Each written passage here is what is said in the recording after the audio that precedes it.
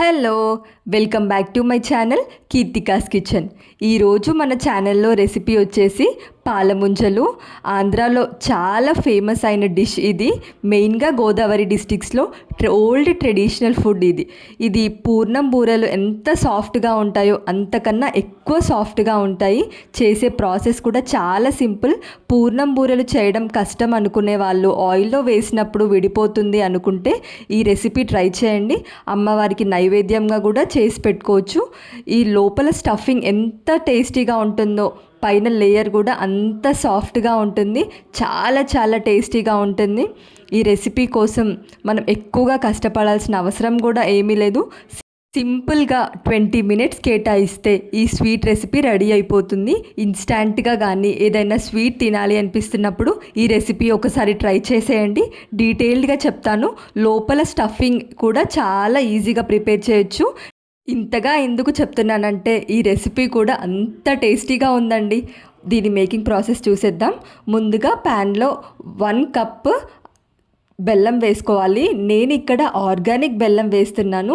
మీరు జనరల్ బెల్లం అయినా వేసుకోవచ్చు. ఇందులోనే 1/2 కప్పు లేదా 4 టేబుల్ స్పూన్స్ వాటర్ వేసుకోండి. ఇలా వాటర్ వేసుకొని మనము బెల్లాన్ని కరిగించుకోండి. ఎక్కువగా వాటర్ ఏమి అవసరం లేదు. జస్ట్ 4 టేబుల్ స్పూన్స్ వాటర్ అయితే సరిపోతుంది.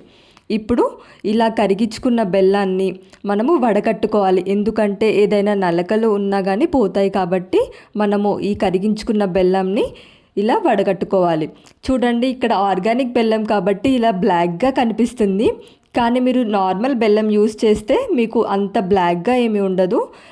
ఇలా వడకట్టుకున్న బెల్లంలో మనము పచ్చి కొబ్బరి తురుము ఉంటుంది కదా, ఆ పచ్చి కొబ్బరి తురుము 1.5 కప్పు పచ్చి కొబ్బరి తురుము వేసుకోవాలి. నేను ఇక్కడ బ్రౌన్ పార్ట్ కూడా ఏమీ తీసేయలేదండి. నార్మల్గానే మనము అలా గ్రైండ్ చేసేసాను. మీరు బ్రౌన్ పార్ట్ ఇష్టం లేదు అనుకునే వాళ్ళు బ్రౌన్ పార్ట్ తీసేసి ఓన్లీ వైట్ పార్ట్ వరకు గ్రైండ్ చేసుకుంటే సరిపోతుంది. ఇక్కడ నేను స్టఫింగ్కి కొబ్బరి తురుము వాడుతున్నాను. జనరల్గా ఇందులో పూర్ణం లాగా పెసరపప్పు పూర్ణం కూడా ట్రై చేస్తారు. కాకపోతే అవి రొటీన్గా పూర్ణాల్లాగే ఉంటుందని నేను ఇక్కడ కొబ్బరి స్టఫింగ్తో చూపిస్తున్నాను. ఇందులోనే మంచి ఫ్లేవర్ కోసం ఇలాచీ పౌడర్ వేసుకొని ఇలా కలుపుతూ దగ్గరగా ఉడికించుకోవాలి.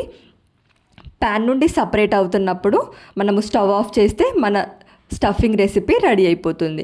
ఇప్పుడు మళ్ళీ ప్యాన్ పెట్టుకొని సేమ్ కప్పుతో 1 కప్పు పాలు అలాగే 1.5 కప్పు వాటర్ వేసుకోవాలి. ఇలా వాటర్ వేసుకున్న తర్వాత ఇందులోనే సాల్ట్, జస్ట్ చిటికెడు సాల్ట్ వేసుకోండి. ఇందులోనే 2 టేబుల్ స్పూన్స్ షుగర్ వేసుకుంటున్నాను నేను ఇక్కడ. ఈ పంచదార ఎందుకు వేస్తున్నానంటే లోపల స్టఫింగ్ ఎంత సాఫ్ట్గా తియ్యగా ఉంటుందో మనకు బయట పైన లేయర్ కూడా స్వీట్నెస్ కోసం నేను 2 స్పూన్స్ షుగర్ వేస్తున్నాను. లేదు అంటే మీరు స్కిప్ చేయండి. కానీ ఇలా వేస్తే పైన లేయర్ కూడా చాలా టేస్టీగా ఉంటుంది.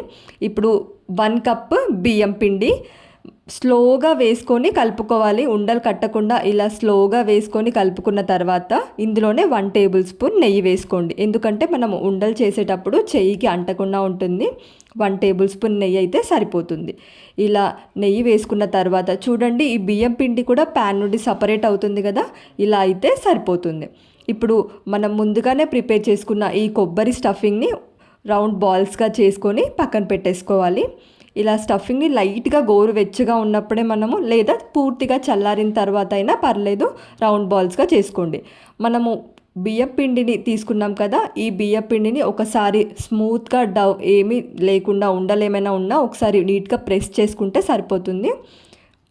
ఇప్పుడు బియ్యం పిండిని రౌండ్ బాల్గా చేసుకొని చిన్న అప్పడంలా ప్రెస్ చేసుకోవాలి.